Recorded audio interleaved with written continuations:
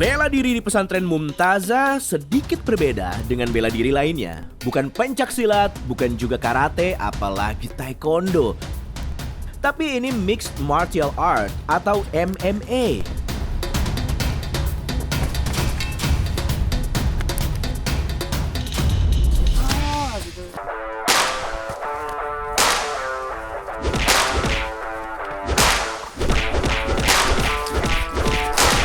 Ya, olahraga yang membesarkan nama seperti Habib Nurmagomedov ini justru jadi pilihan di pesantren Mumtazah. Mengapa? Karena pesantren yang berdiri tahun 2020 ini memang tidak terikat pada satu aliran bela diri khusus, sehingga para santri bebas mempelajari berbagai disiplin sesuai minat mereka.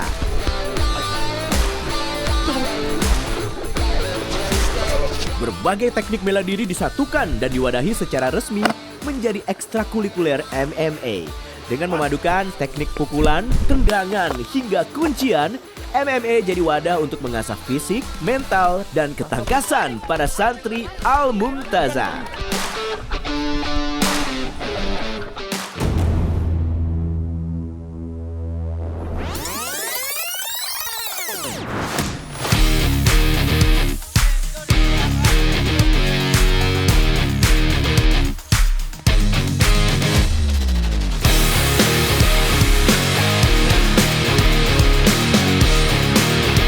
Perkenalkan, ini adalah Brilliant atau yang akrab disapa Lian.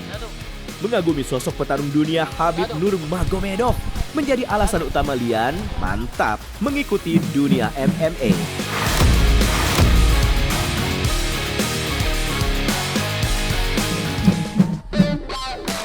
Tapi perjuangan Lian tidak mudah. Postur fisiknya yang cukup berisi membuatnya harus bekerja ekstra keras. Kenapa kamu? Capek. Capek? Kamu capek? Ikut petarung kayak gini kamu capek? Gimana nanti kalau di ring pentagon? No, lawanmu stamina tinggi, kamu kayak gini. Ini juga biar perutmu tuh nggak buncit. Biar kurus. Paham nggak? Jadi atlet perut buncit kayak gini. Cara mengajar Najmu memang sepertinya keras dan tanpa kompromi ya. Tapi ini semua dilakukan demi menanamkan kedisiplinan tinggi sekaligus menggembleng mental dan fisik Lian dan santri lain agar siap menjadi petarung sejati. Para santri memanfaatkan alat yang ada di sekitar pondok untuk bahan latihan fisik. Dengan memanfaatkan pecahan semen bekas, para santri melatih kekuatan cengkraman tangan dengan memutar beban berat ini mengitari kepala mereka. Latihan ini untuk membentuk otot leher dan bahu. Bagi petarung MMA, leher dan bahu yang kokoh adalah benteng utama dari pukulan lawan. Sekaligus untuk menahan bantingan dan kuncian lawan.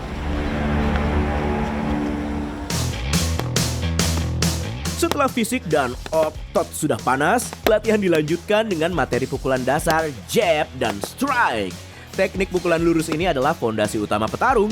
Fungsinya untuk mengukur jarak lawan sekaligus pembuka dari kombinasi serangan lainnya.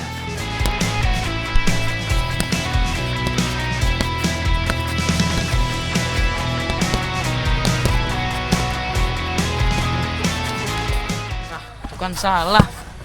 Gimana sih? Ikutin instruksi dong. Paham nggak?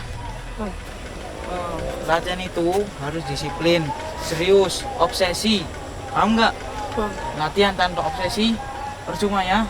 Latihan cuma 2 hari 3 hari, baper lagi. 2 hari 3 hari pulang, 2 hari 3 hari balik. Paham nggak?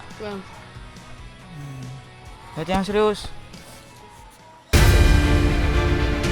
Baru setelah memukul, materi dilanjutkan dengan latihan teknik jatuh atau break fall. Dalam MMA atau sebagian besar bela diri lainnya, keterampilan jatuh dengan posisi yang benar sangat vital demi meminimalisir risiko cedera pada tulang belakang saat terbanting ketika bertarung di atas matras.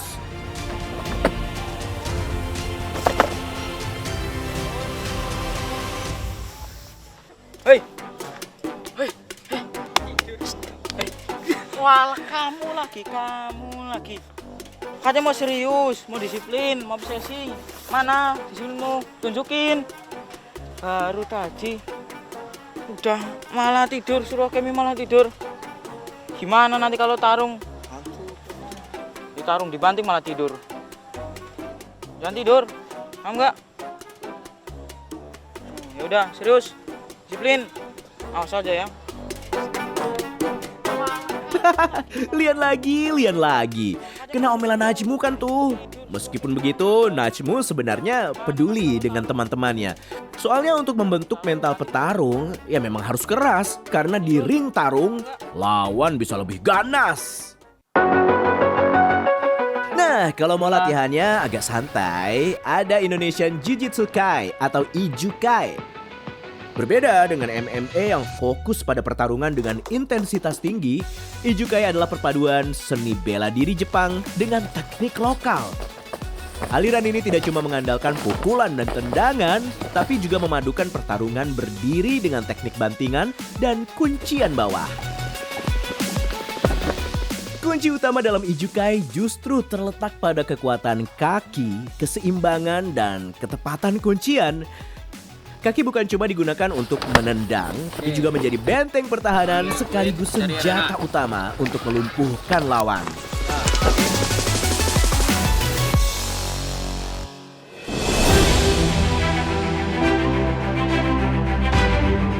Assalamualaikum warahmatullahi wabarakatuh.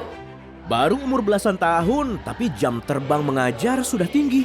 Kok bisa ya? Di Pondok Pesantren Mumtazah Prapas, Banjarnegara, ada kurikulum mengajar. Mengajarnya pakai bahasa Arab lagi. Asia wa qarati Australia. Wa min jaratiha Singapura wa Malaysia wa Thailand wa Brunei Darussalam. Raisu Jumhuriyati Indonesia As-Sayyid Prabowo Subianto. Pagi ini Mahmud disibukkan dengan persiapan bahan ajar. Begitu juga dengan teman sekamarnya, Zidan. Mereka mau mengajar apa ya?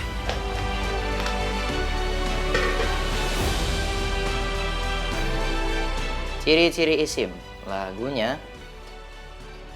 Ciri-ciri isim itu ada 8, berakhiran tanwin dan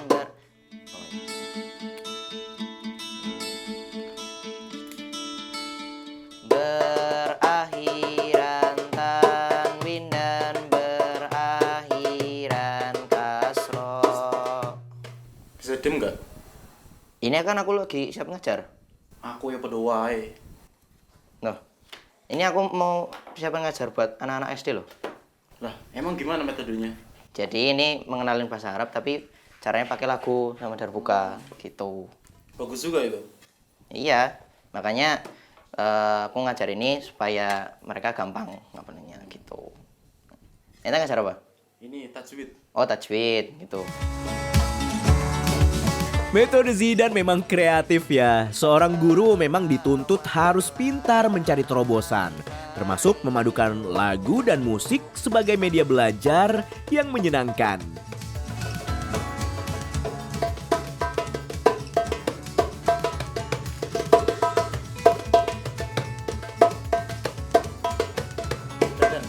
Wis jam itu.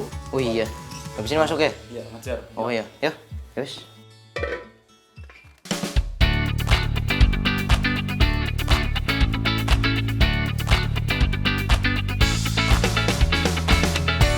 Penampilan sudah ganteng maksimal nih. Musyaf dan alat peraga lain juga sudah siap untuk dibawa mengajar. Perjalanan sejauh 5 km pun dimulai. Zidan dan Mahmud harus berjalan sekitar 300 meter menuju Jalan Raya Banjarnegara untuk naik angkutan umum yang akan mengantar mereka ke sekolah.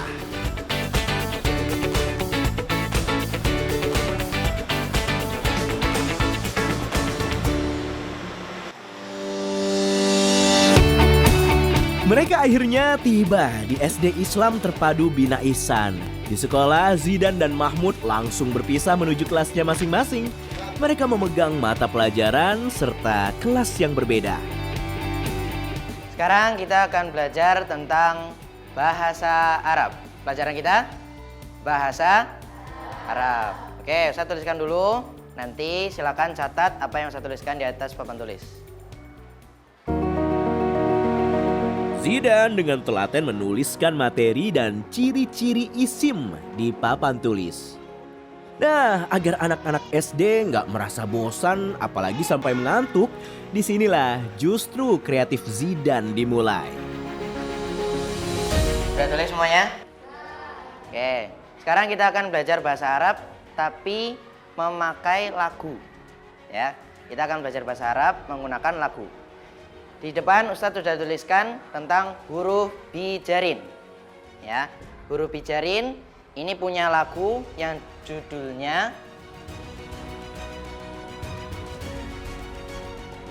Di Langit Ada Matahari. Ini sadari dulu.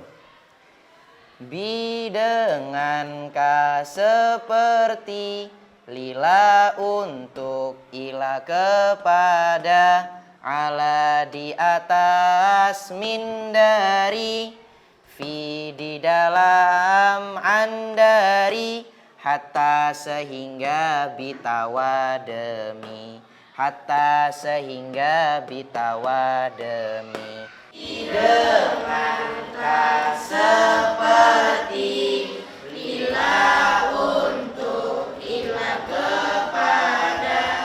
Begitu semua siswa hafal nadanya, barulah jurus utama Zidan dikeluarkan. Wahid, Isnani, Salasa. Bi dengan ka seperti, lita sehingga, bitawa demi. Ya, sambil mengajar Zidan bermain darbuka, alat musik perkusi tradisional khas Timur Tengah. Kelas yang tadinya hening langsung berubah jadi ramai. Lalu bagaimana dengan kelas Mahmud ya? Apakah dia punya jurus lain yang gak kalah seru untuk mengajar tajwid ke murid-muridnya?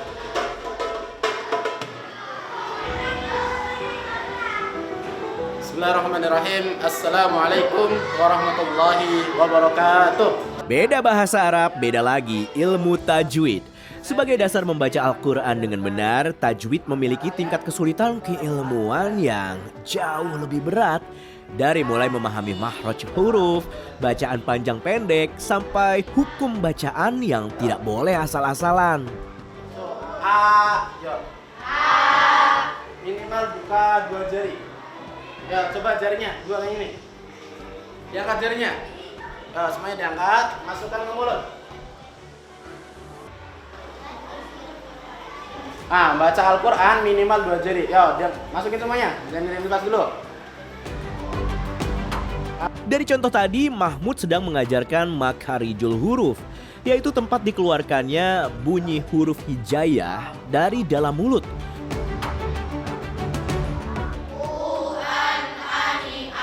Naminal mu'nimai an ania. Untuk membunyikan huruf A atau alif, bukaan mulut harus cukup lebar. Dengan patokan 2 jari agar suara yang dihasilkan benar-benar sempurna dari tenggorokan. Ni naminal mu ni ma ni an ani a. Lagi ya, 1, 2, 3 yang keras. A i u ba u an ani a naminal mu ni ma ni an ani a. Oke, bagus. Siapa lagi? Ya, kamu. Ya, a i u ba yang keras. A i u ba u an ani a. U an ani a naminal mu'ni. U ani a. Lagi, yuk. 1, 2, 3 yang keras. A i u ba u an Ani a ani a naminal mu'ni Anha. Dengan praktik interaktif seperti ini, materi tajwid yang terlihat rumit pun bisa diterima siswa dengan mudah. Lalu, kenapa sih santri-santri yang masih muda ini harus mengajar? Ternyata ada target besar di balik rutinitas mereka. Bismillah bil jiddi wal ijtihad.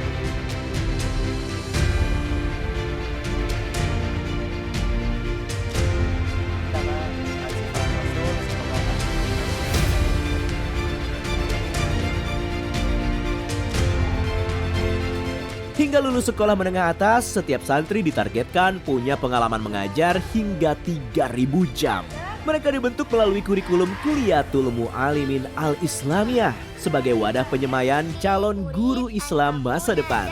Ana thalibah bi Ma'hadil Mumtazah Banjarnegara. Mereka belajar tarbiyah atau cara mengajar, metodologi mengajar, kemudian psikologi perkembangan anak, kemudian metode-metode mengajar itu mereka habiskan dan kuasai betul kitab itu sebelum nantinya mereka menjadi guru. Jadi Kuliatul Mu'allimin Al-Islamiyah adalah sekolah guru Islam.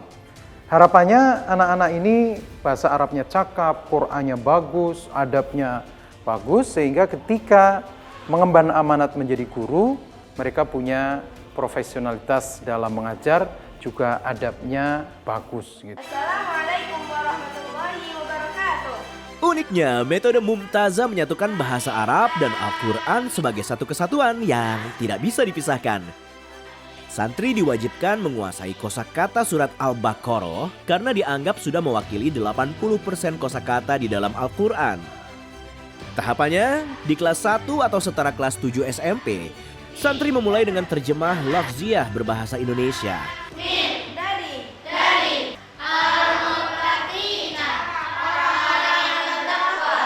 Masuk ke kelas 2, mereka menguasai murodafat atau kosakata dan mudhadat atau antonim kata.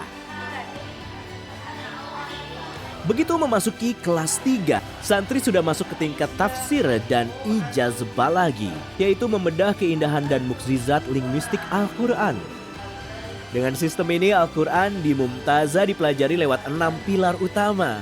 Pertama, hifzon atau menghafal, tarjamatan atau menerjemahkan, kitaban atau menulis, iroban atau menganalisis struktur kata, tafsiron atau menafsirkan, dan ijazan atau memahami mukjizat bahasanya. Gitu. Sehingga sekitar 900 mufrodat atau vocab di surah Al-Baqarah ditambah dengan padan katanya dan lawan katanya, mereka menguasai sekitar 1.800 vocab. Dan itu akan sangat membantu mereka menguasai kitab kuning. Karena bisa membaca teks kitab kuning paling tidak menguasai 2.000 kata. Saat lulus nanti, santri ditargetkan menguasai skor ujian bahasa Arab sebagai bahasa asing atau TOEFL minimal 550. Angka ini merupakan syarat standar untuk kelulusan program magister dan doktor di Universitas Islam Internasional. Jadi mereka bukan cuma bisa bicara dan menerjemahkan, tapi juga mampu menganalisis struktur linguistik bahasa Arab hingga menafsirkan ayat-ayat Al-Quran secara mendalam. Keren ya. Oke, nah ini santri kita yang sekarang sudah mengajar. Kamu mengajar mulai dari kelas berapa, Nak? Mulai dari kelas 4. Kelas 4. Jadi kelas 1 SMA itu sudah mengajar. Dan bekal buat dia mengajar adalah menyelesaikan kitab milik atau pengarangnya adalah Mahmud Yunus. Mahmud Yunus ada 4 jilid. Ya, mereka menyelesaikan dulu, kemudian sudah punya bekal mengajar. Satu hari berapa jam kamu mengajar? 4 jam. 4 jam. Jadi 1 tahun bisa menghasilkan 1.000 jam pelajaran ya. Kemudian 3 tahun 3.000 jam.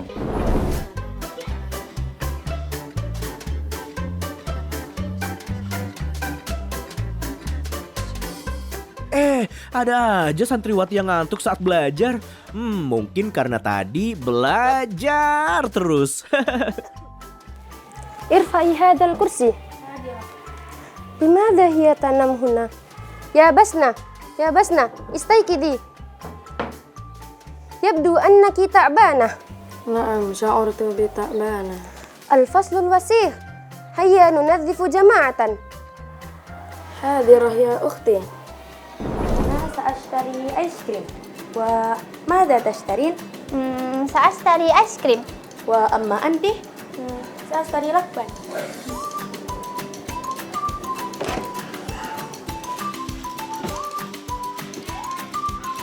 قلت ستشترين لبن. هذا لبن ليس لبن. هذا لبن. هذا لبن. لا هذا لبن. هذا لبن. هذا لبن. ليس لبن. لا هذا لبن. لبن هكذا وهذا لبن. لا هذا لبن. هذا لبن. لا هذا لبن. كيف أن هذا لبن؟ لا توقفنا. عن ما تختلفنا؟ عن الاسم هذا. يا طنطا ماذا تشترين؟ أنا أشتري لبن. هذا لبن وأما هذا لبن. إذا أخطأت يا أختي. ماذا؟ لبن. لبن. ماذا؟ لبن. لبن. وإنتي؟ Ternyata Konita salah menyebut kata laban atau susu dalam bahasa Arab menjadi lakban atau perekat. Tapi hal-hal kecil seperti inilah yang menjadikan suasana pesantren jadi hidup. Tak ada rasa bersalah karena semuanya sama-sama belajar.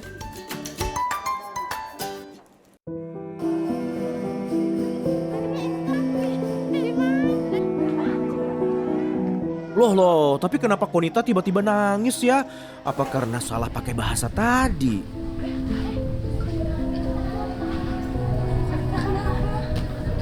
Konita, kamu nggak apa-apa?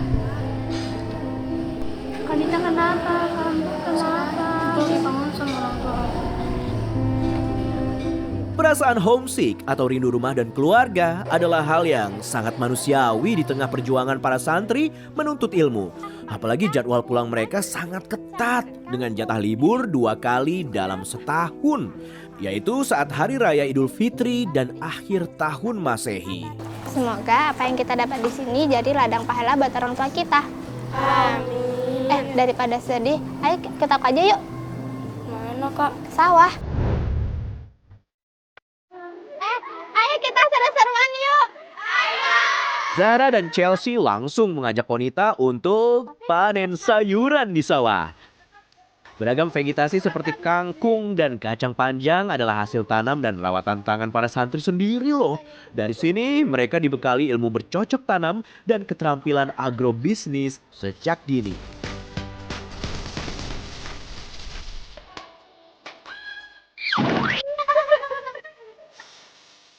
Tidak cuma ditanam dan dipanen, hasil bumi segar ini nantinya akan langsung diolah di dapur pondok. Dari santri, oleh santri, dan untuk santri. Kak, data main gini seru juga ya. Jadinya aku jadi hilang nih.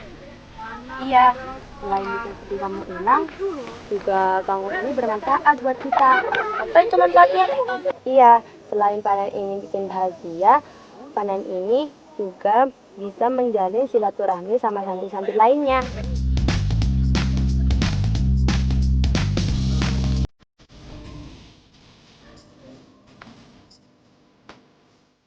A'udzu billahi minasy syaithanir rajim. Bismillahirrahmanirrahim.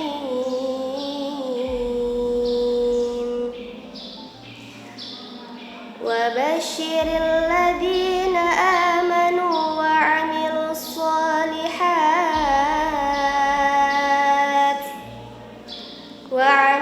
الصالحات أن لهم جنات تجري من تحتها الأنهار.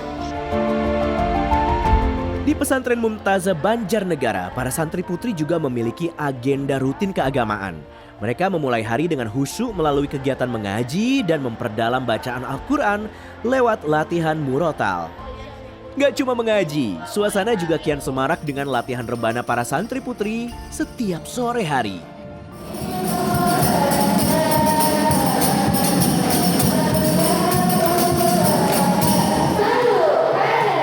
Selain sebagai wadah mengasah seni dan irama, kegiatan ini juga menjadi sarana untuk meningkatkan rasa cinta kepada Nabi melalui alunan sholawat yang merdu.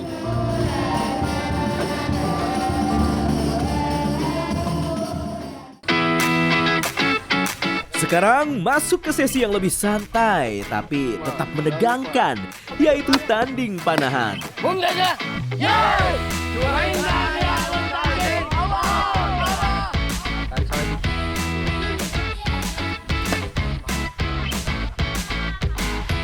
Peraturannya sederhana, 2 tim diadu ketepatan bidikan dan kelompok yang kalah harus rela mendapatkan hukuman jadi petugas kandang, alias merawat dan membersihkan kuda selama seharian penuh.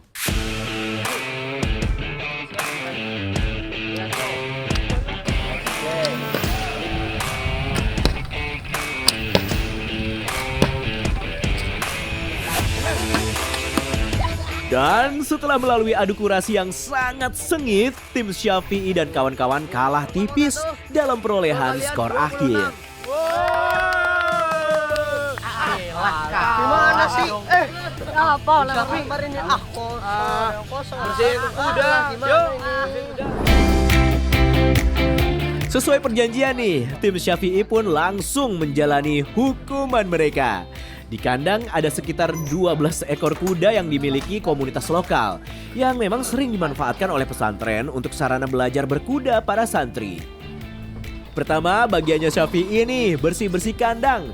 Nah, di sini Syafi'i membersihkan area kandang dari kotoran, sekaligus menyisir dan membersihkan bulu kuda-kuda ini agar tetap sehat dan rapi.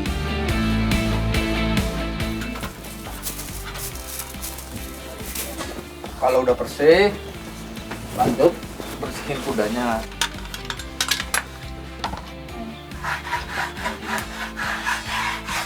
Nah, setelah kayak gini, ini kan bulunya pada rontok. Nanti ya setelah rontok kan ini kan kayak gini. Ini disapu. Ini buat nyapu ini. Nah, kayak gini. Nanti setelah semuanya bersih, ini juga disisirin kayak gini ya. Disisirin rambutnya. Nah, kamu. Sampai kayak gini, tangan kiri. Gerakannya yang rileks kayak gini. Yang rileks. Di kandang ini ada anakan kuda atau belo bernama Daud yang baru berumur 1 bulan. Namanya juga anak-anak ya, maunya lari-larian dan ngajak main. Pas mau dibersihkan, Daud malah mengajak Syafi'i main kucing-kucingan. Syafi'i auto ikutan muter-muter kan tuh.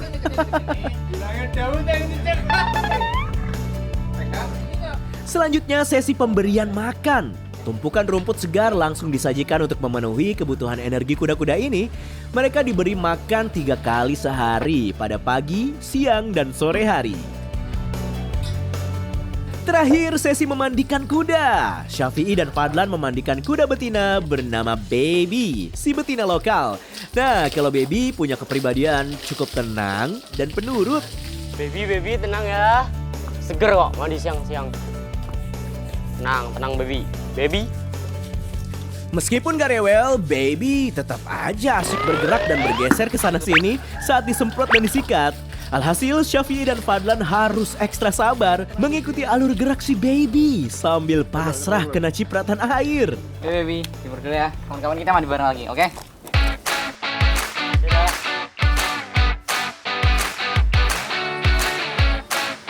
Sudah selesai urusan perkudaan?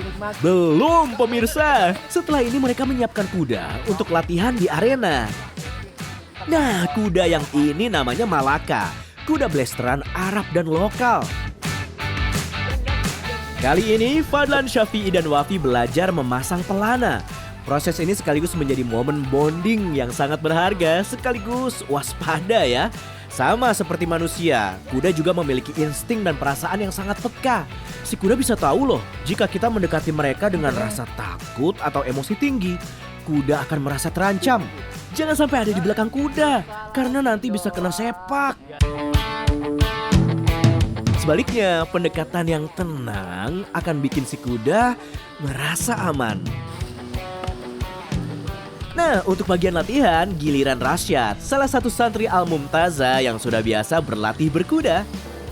Hubungan manusia dengan kuda sebenarnya sudah terjalin sangat panjang, bahkan sejak ribuan tahun sebelum Masehi. Di dalam Islam, berkuda bukan sekadar olahraga ketangkasan, tapi juga merupakan salah satu sunnah Nabi Muhammad SAW.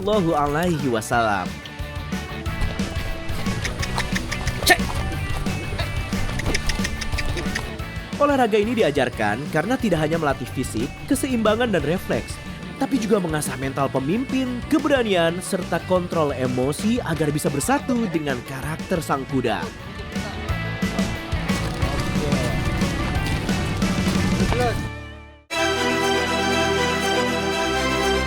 Dari belajar menguasai ketangkasan bela diri, melatih kesabaran melalui belajar merawat hewan, hingga mengasah kemampuan mengajar sebagai bekal guru di masa depan, semua ditempa dengan tekun dan disiplin secara seimbang demi membentuk santri yang mandiri dan berakhlak mulia.